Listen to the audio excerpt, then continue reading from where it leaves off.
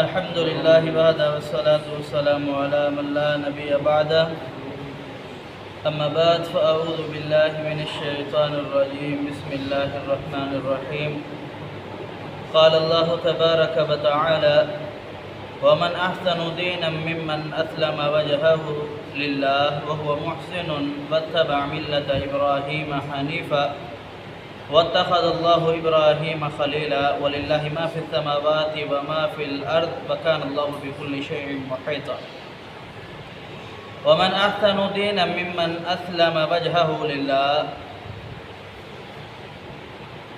کون زیادہ اچھا ہو سکتا ہے دین کے اعتبار سے اس سے زیادہ جس نے اپنا چہرہ اللہ رب العالمین کے تابع کر دیا، اللہ رب العالمین کے لیے جھکا دیا۔ وہ محسن، اور وہ نیک بھی ہے، نیکوکاروں میں بھی ہے، نیک عمل کرنے والا بھی ہے۔ واتبع ملت ابراہیم حنیفا، اور اس نے ملت ابراہیم علیہ السلام کے طریقے کی پیروی بھی کی۔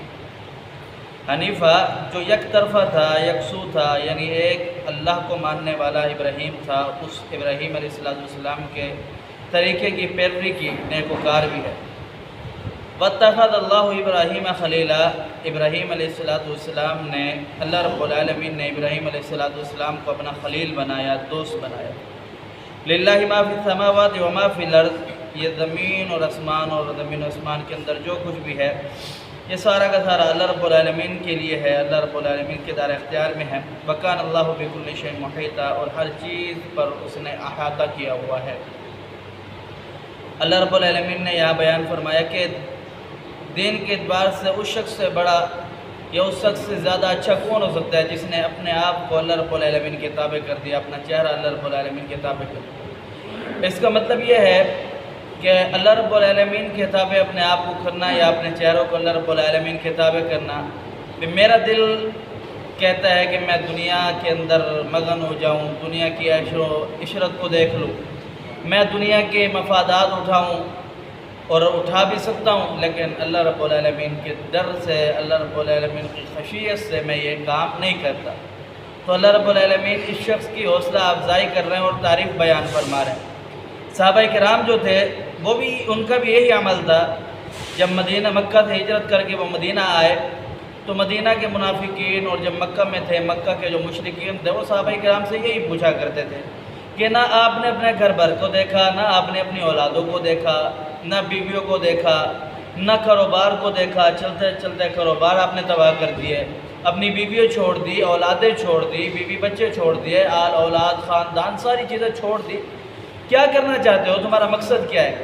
وہ یہی کہتے تھے کہ اللہ کے دین کو غالب کر دینا چاہتے ہیں، لیظہرہ علی الدین کلہ، پوری دنیا میں اللہ رب العالمین کے دین کو ہم غالب کر دینا چاہتے ہیں۔ یعنی اللہ رب العالمین نے جو مقصد ہمیں، جس مقصد کی خاطر پیدا کیا تھا، ہم اس مقصد کو حاصل کرنا چاہتے ہیں۔ یہ ہے اصل مطلب کہ ومن احسن دینا ممن اسلم وجہہ للہ، ایک اللہ رب العالمین کے لیے تابع کر دینا، پھر نیکیوں میں بھی سبقت لے جانا، وہ محسن، نیکوکاروں میں شامل ہو جانا۔ اور تیسرا اللہ رب العالمین نے بیان فرمایا واتبع ملت ابراہیم حنیفا، ابراہیم علیہ السلام کی ملت کی پیروی کرنا۔ ابراہیم علیہ السلام کی ملت کیا تھی؟ جناب ابراہیم علیہ السلام کی ملت ایک اللہ کو مانو، ایک الہ کی خاطر پوری دنیا قربان کرنی پڑے کر دو، ایک الہ کی خاطر دنیا کی ساری نعمتیں جھٹلا دو، اس اللہ کو مان لو، اس اللہ رب العالمین کی خاطر اس دنیا کے اندر قربانی دے دو، کیونکہ یہ دنیا عارضی ہے، ختم ہو جانے والی ہے، آخرت کی جو زندگی ہے وہ ہمیشہ باقی رہنے والی ہے۔ جناب ابراہیم علیہ السلام نے جب قوم کے بت توڑے تو قوم کو بڑا غصہ آیا، بڑا غضب کا سامنا کرنا پڑا۔ بھئی جناب ابراہیم علیہ السلام نے بت توڑ دیا، ہمارے معبودوں کو توڑ دیا، ہمارے خداؤں کو توڑ دیا۔ انہوں نے کہا کہ ہم ایسا کریں کہ جو اس سے عبرت حاصل کرے، کوئی ایسا کرنے کی سوچے بھی نہ۔ تو جناب ابراہیم علیہ السلام کے لیے ایک آگ جلوائی، عالمی آگ، رعایا بھی، عوام بھی، بادشاہ بھی، سارے موجود، اور ایک لکڑیاں اکٹھی کر رہے، لگ بھگ 40 دن تک انہوں نے لکڑیاں اکٹھی اور آگ جلائی، اتنا آگ کہ اس کے دور سے بڑی تپش تھی، اور اس آگ کے اندر جلا کے جناب ابراہیم علیہ السلام کو اس آگ کے اندر پھینکنا ہے۔ اب جب اس آگ کے اندر پھینکنا ہے، جلا لی، اب آگ کے اندر پھینکنے کا طریقہ نہیں مل رہا، اتنا بھڑکتی ہوئی آگ ہے، دور سے اس کی تپش معلوم ہوتی ہے، پھر منجنیک گلیل نما چیز کے ساتھ جناب ابراہیم علیہ السلام کو اس آگ کے اندر پھینکا۔ اور ابراہیم علیہ السلام کا جو عقیدہ تھا وہ ایک اللہ پر تھا، توحید پر تھا کہ ایک اللہ کو مانو، یہ کچھ بھی نہیں دے سکتے۔ تو جناب ابراہیم علیہ السلام کو اللہ رب العالمین نے فرمایا کہ تو نے رب کو نہیں چھوڑا، اللہ رب العالمین تجھے بھی نہیں چھوڑے گا۔ تو اللہ رب العالمین آگ کو حکم دیتے ہیں کہ آگ اس پر ٹھنڈی ہو جائے، بردن و سلامہ، اتنا بھی ٹھنڈی نہ ہونا کہ ابراہیم علیہ السلام کو ٹھنڈ لگ نہ جائے۔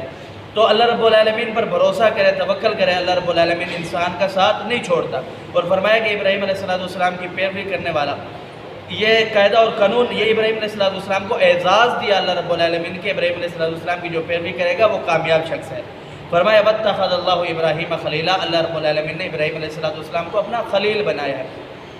آج میرا یہ ہم خوش ہوتے ہیں کہ ہمارا کسی ایم این اے، ایم پی اے، کسی وزیر سے، کسی چودھری سے، کسی ایس ایچ او سے رابطہ ہو، اس کے ساتھ ہم اٹھے بیٹھیں تاکہ دنیا کے اندر ہمارا رعب اور تاب ہو کہ ہمارا بڑے لوگوں کے ساتھ اتنا بیٹھنا ہے، کوئی ہمارے ساتھ بات کرے تو ذرا سوچ سمجھ کے کرے۔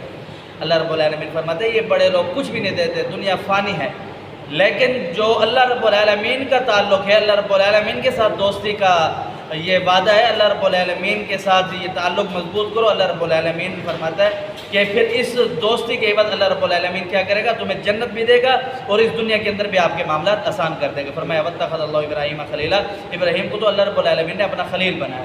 فرمایا للہ ما فی السماوات و ما فی الارض، یہ جو کچھ آسمان اور زمین کے اندر ہے یہ کس کتابیں ہیں؟ اللہ رب العالمین کی کتابیں ہیں۔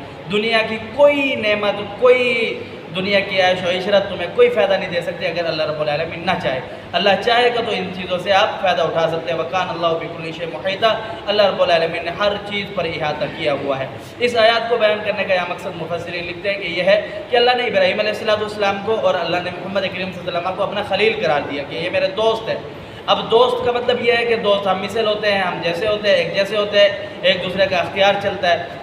یہاں مفسرین نے لکھا ہے کہ ابراہیم علیہ السلام کو جو اللہ رب العالمین نے اپنا دوست بنایا، یا محمد کریم صلی اللہ علیہ وسلم کو جو اپنا دوست بنایا، اس کا مطلب یہ نہیں کہ جو اختیار اللہ رب العالمین کے پاس ہے وہ ابراہیم علیہ السلام یا جناب رسول اللہ صلی اللہ علیہ وسلم کے پاس ہے، نہیں۔